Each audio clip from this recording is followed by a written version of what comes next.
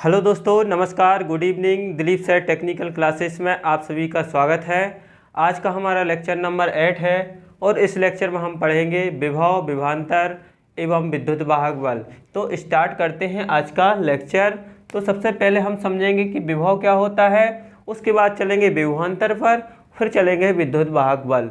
विभव को इंग्लिश में पोटेंशियल बोला जाता है, इसको पोटेंशियल डिफरेंस बोला जाता है और विद्युत वाहक बल को इलेक्ट्रोमोटिव फोर्स अर्थात ईएमएफ बोला जाता है। तो सबसे पहले हम विभव पर चलते हैं। पोटेंशियल ना, जिसको इंग्लिश में बोला जाता है पोटेंशियल। तो विभव क्या होता है, किसी इकाई धनावेश को अनंत से विद्युत क्षेत्र के किसी बिंदु तक लाने में इकाई धनावेश द्वारा विद्युत क्षेत्र के विपरीत जो कार्य किया जाता है उसको विभव कहते हैं। जैसे अब हमको इसको समझना है तो एक यहाँ पर हम डायग्राम की सहायता से उसको समझेंगे।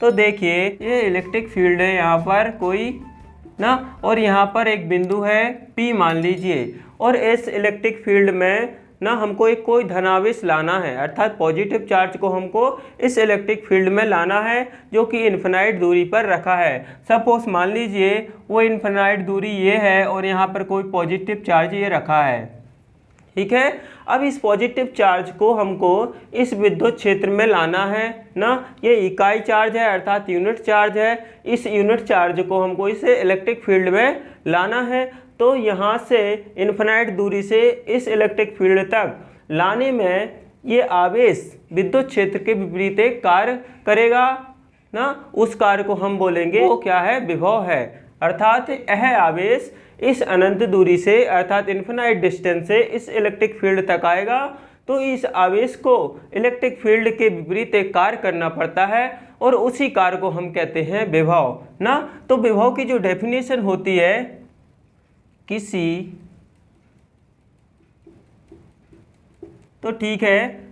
इकाई धनावेश को विद्युत क्षेत्र के किसी बिंदु तक अनंत दूरी से लाने में किया गया कार्य विभव कहलाता है, ठीक है। तो इस प्रकार ये विभव की डेफिनेशन होती है। अब एक हम सिंपल सी डेफिनेशन इलेक्ट्रिकल सर्किट में पढ़ते हैं। तो वो डेफिनेशन होती है कि आवेश के द्वारा किया गया कार्य क्या कहलाता है, विभव कहलाता है ना। कोई आवेश जब किसी सर्किट में कार्य करता है तो हम उसको क्या बोलते हैं, विभव अर्थात पोटेंशियल बोलते हैं। तो दूसरी जो डेफिनेशन होती है वो होती है किसी कहलाता है, ठीक है।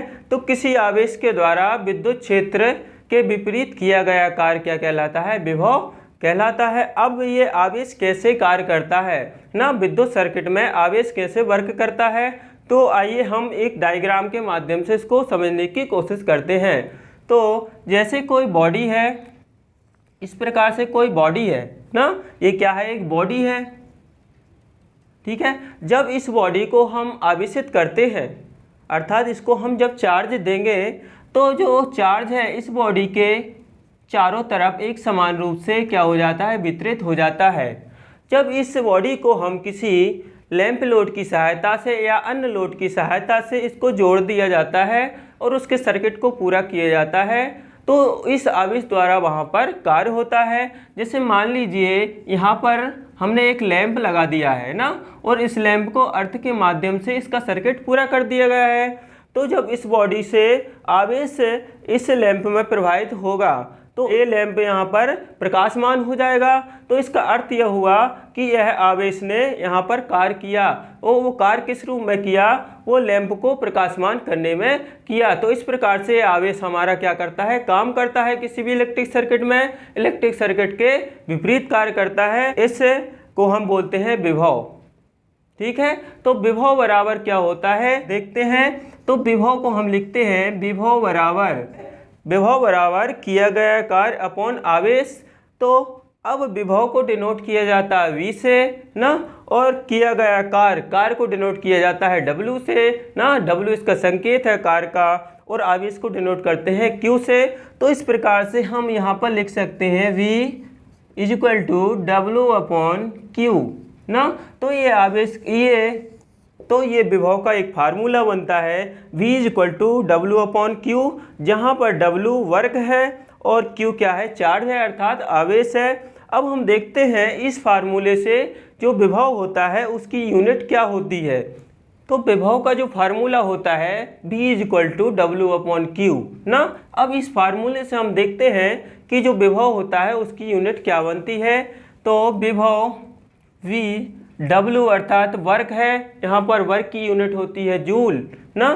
तो वर्क की यूनिट होती है क्या, जूल, जूल। और यहाँ पर चार्ज है, तो चार्ज की यूनिट हमने पढ़ा था क्या होती है, कूलाम होती है। तो यहाँ पर हम क्या लिख देंगे, कूलाम। तो जूल प्रति कूलाम या जूल पर कूलाम किसकी यूनिट बनती है, ये विभव की यूनिट होती है।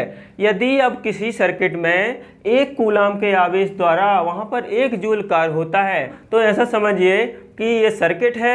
इस सर्किट को जब हम पोटेंशियल देते हैं तो पोटेंशियल देने पर यहाँ पर 1 कूलाम का चार्ज फ्लो होता है और 1 कूलाम के चार्ज द्वारा वहाँ पर 1 जूल का कार्य संपन्न होता है। तो हम कहते हैं उस सर्किट का जो पोटेंशियल है वो 1 वोल्ट है ना। तो 1 वोल्ट लिखेंगे, 1 वोल्ट = 1 जूल प्रति 1 कूलाम ना। इसको क्या बोला जाता है, 1 वोल्ट। अब ये वोल्ट क्या होता है, तो वोल्ट को ऐसा इस सिस्टम में विभव अर्थात पोटेंशियल की यूनिट माना गया है। तो विभव का ऐसा यूनिट होता है वोल्ट। अब विभव का हम मापन कैसे करते हैं, अर्थात किस यंत्र द्वारा विभव को मेजरमेंट किया जाता है। तो विभव का मापन वोल्ट मीटर द्वारा किया जाता है। ठीक है, तो विभव का मापन वोल्ट मीटर द्वारा हम करते हैं। अब यदि आपसे पूछ लिया जाए कि अर्थ का विभव कितना होता है, अर्थ का विभव 0 होता है ना, अर्थ का विभव 0 होता है। अब यदि आपसे पूछ लिया जाए कि न्यूटन का विभव कितना होता है, तो न्यूटन का विभव भी क्या होता है, वहाँ पर 0 हो जाता है। तो न्यूटन का विभव 0 ना, तो न्यूटन का विभव भी क्या हो जाता है, 0 हो जाता है। तो ये हो गया आपका विभव। अब हम पढ़ते हैं विभवांतर अर्थात पोटेंशियल डिफरेंस।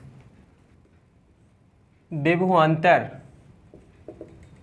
विभवांतर क्या होता है, जब हम किसी सर्किट में पोटेंशियल देते हैं और पोटेंशियल देने के बाद हम देखते हैं कि सर्किट के किन्हीं 2 बिंदुओं के बीच उस पोटेंशियल में अंतर पैदा हो जाता है, अर्थात डिफरेंस पैदा हो जाता है। उसी डिफरेंस को अर्थात उसी अंतर को हम क्या कहते हैं, विभवांतर कहते हैं। तो इसकी डेफिनेशन हम लिखेंगे। तो विभवांतर क्या होता है, किसी विद्युत परिपथ को विभव देने पर परिपथ के किन्हीं 2 बिंदुओं के बीच उस विभव में अंतर आ जाता है, तो उस अंतर को हम कहते हैं विभवांतर। जैसे कोई इलेक्ट्रिक सर्किट है, जैसे मान लीजिए कोई ये यहाँ पर एक इलेक्ट्रिक सर्किट है, यहाँ पर मान लीजिए एक बिंदु A है, एक बिंदु ये है। अब यहाँ पर हमने वोल्टेज V1 दिया और यहाँ पर हमको V2 वोल्टेज मिला ना। तो यहाँ से V1 माइनस V2 ना, दोनों का अंतर क्या कहलाएगा, विभवांतर कहलाएगा। यहाँ पर रेजिस्टेंस मान लीजिए R ओम है ना। तो जब किसी सर्किट को हम विभव देते हैं तो विभव में अंतर आ जाता है ना, सर्किट के किन्हीं 2 बिंदुओं के बीच विभव में अंतर आ जाता है, उस विभव में अंतर को हम बोलते हैं विभवांतर। अब इस सर्किट में हम विभवांतर कैसे निकालेंगे, तो इस सर्किट में हम विभवांतर निकालने के लिए ना, विभवांतर निकालने के लिए, विभवांतर पोटेंशियल डिफरेंस निकालने के लिए हम क्या करेंगे, कितना विभव इस सर्किट को अप्लाई किया गया है और हमको दूसरे बिंदु पर कितना विभव हमको मिला है, अर्थात कितना पोटेंशियल इस बिंदु पर मिला है। दोनों का हम क्या करेंगे, डिफरेंस करेंगे, अर्थात V1 माइनस V2 ना। इस सर्किट में विभवांतर क्या हो जाएगा, V1 माइनस V2। अब इस सर्किट में यदि हमको करंट की वैल्यू फाइंड आउट करना है ना, इस सर्किट में हमको करंट निकालना है, तो करंट हम कैसे निकालेंगे, I = V1 minus V2 upon branch का टोटल रेजिस्टेंस क्या है, तो टोटल रेजिस्टेंस R है। तो इस प्रकार से इसका करंट हम निकाल सकते हैं इस सर्किट का। इसी प्रकार का एक एग्जांपल और देखते हैं कि यदि इस प्रकार से V1 ना, यहाँ पर पॉजिटिव V1 है और यहाँ पर यदि V1 माइनस का हो ना, V2 क्या हो, माइनस का हो, और इसमें करंट फ्लो I कर रही हो ना, I करंट यहाँ से फ्लो करती हो और ब्रांच का टोटल रेजिस्टेंस R हो, तब इसमें हम पोटेंशियल डिफरेंस को कैसे फाइंड करेंगे।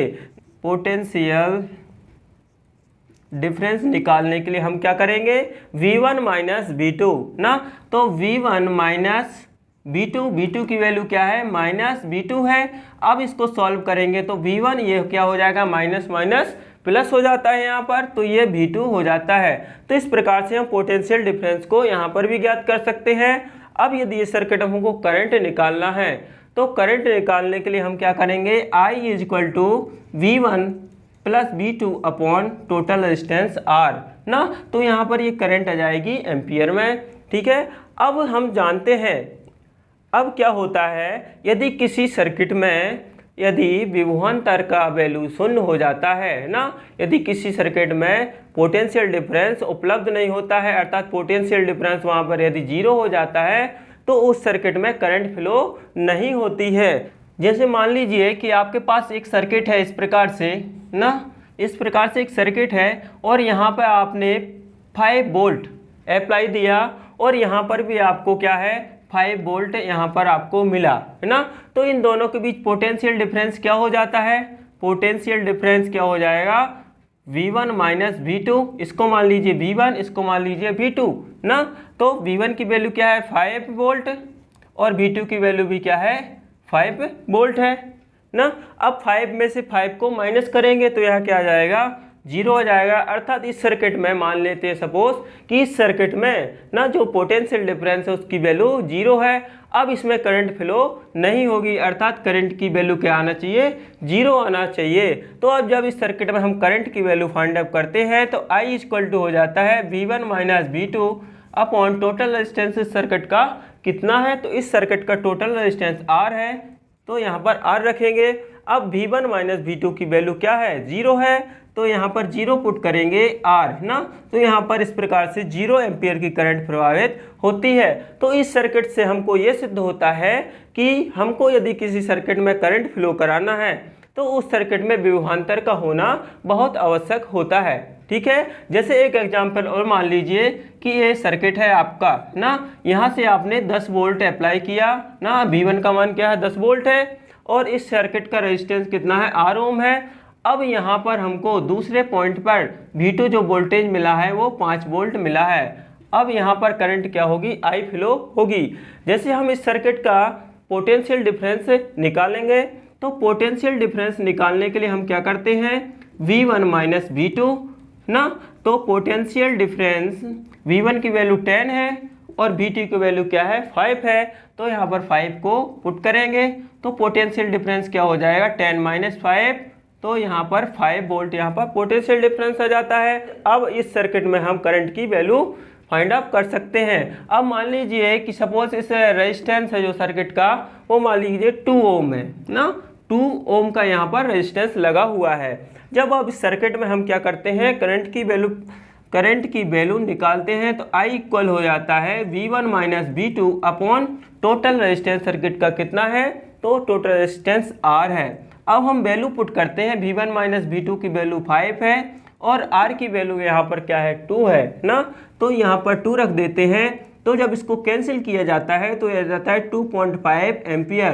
तो यहाँ से हमको ये मालूम चलता है कि किसी सर्किट में करंट फ्लो कराने के लिए विभवांतर का होना बहुत आवश्यक होता है।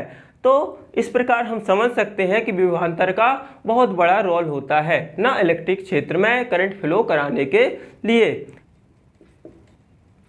जो विभवांतर होता है वो एक प्रकार की अदिश राशि है। पहले हम जान लेते हैं कैसी राशि है ये।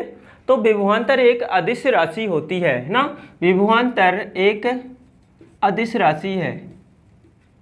ठीक है, इसकी डायरेक्शन नहीं होती है।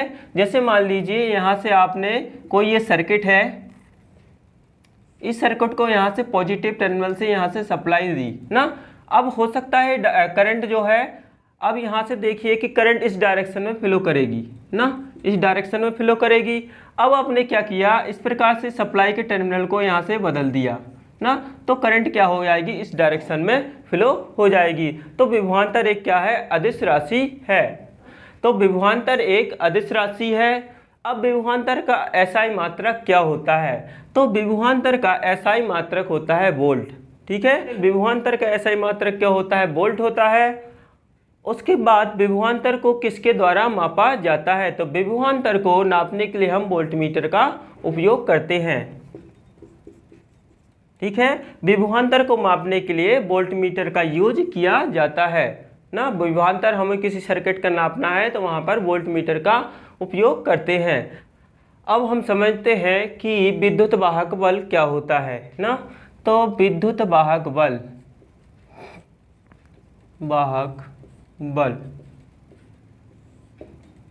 अब हम समझते हैं विद्युत वाहक बल, जिसको इंग्लिश में इलेक्ट्रोमोटिव फोर्स कहते हैं। इसको इंग्लिश में EMF अर्थात इलेक्ट्रोमोटिव फोर्स।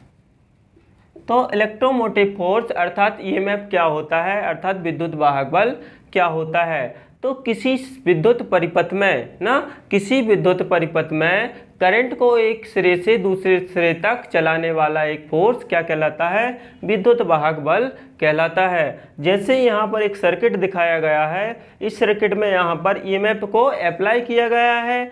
तो EMF को जब हम इस सर्किट में अप्लाई करेंगे तो इस सर्किट में EMF के कारण ही करंट का क्या होगा, फ्लो होगा। तो EMF जब अप्लाई करेंगे तो EMF यहाँ पर क्या लगाएगा, एक फोर्स लगाएगा, जिसके कारण सर्किट से करंट क्या होगी, पॉजिटिव टर्मिनल से निकलेगी और इस प्रकार से नेगेटिव टर्मिनल पर एंट्री करेगी। तो इस प्रकार से एक प्रकार का ये क्या है, फोर्स है। इसकी डेफिनेशन कैसे लिखेंगे, डेफिनेशन तो किसी सर्किट में,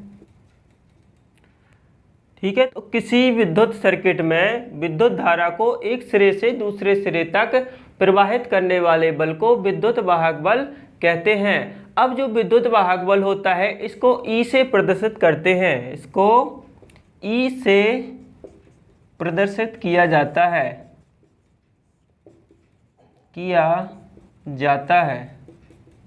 ठीक है। अब जो विद्युत वाहक बल होता है, किसी सर्किट में यदि विभवांतर शून्य हो जाए तो विद्युत वाहक बल का मान शून्य नहीं होता है। तो विद्युत वाहक बल का मान, विद्युत वाहक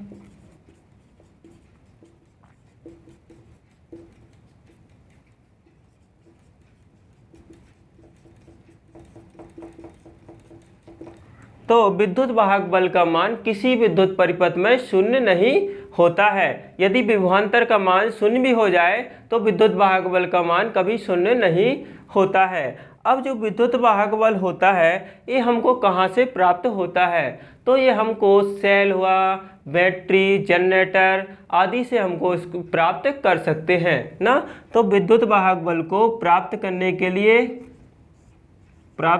के लिए हम किसका उपयोग करते हैं, सेल, बैटरी, जनरेटर आदि ना। तो विद्युत वाहक बल हमको सेल, बैटरी, जनरेटर आदि से प्राप्त किया जाता है ना। तो जो विद्युत वाहक बल है सेल, बैटरी आदि से हमको प्राप्त होता है। तो आज का लेक्चर में हमने जाना विभव क्या है, विभवांतर क्या है। वीडियो पसंद आई हो तो लाइक करना, चैनल को सब्सक्राइब करना। जय हिंद, जय भारत।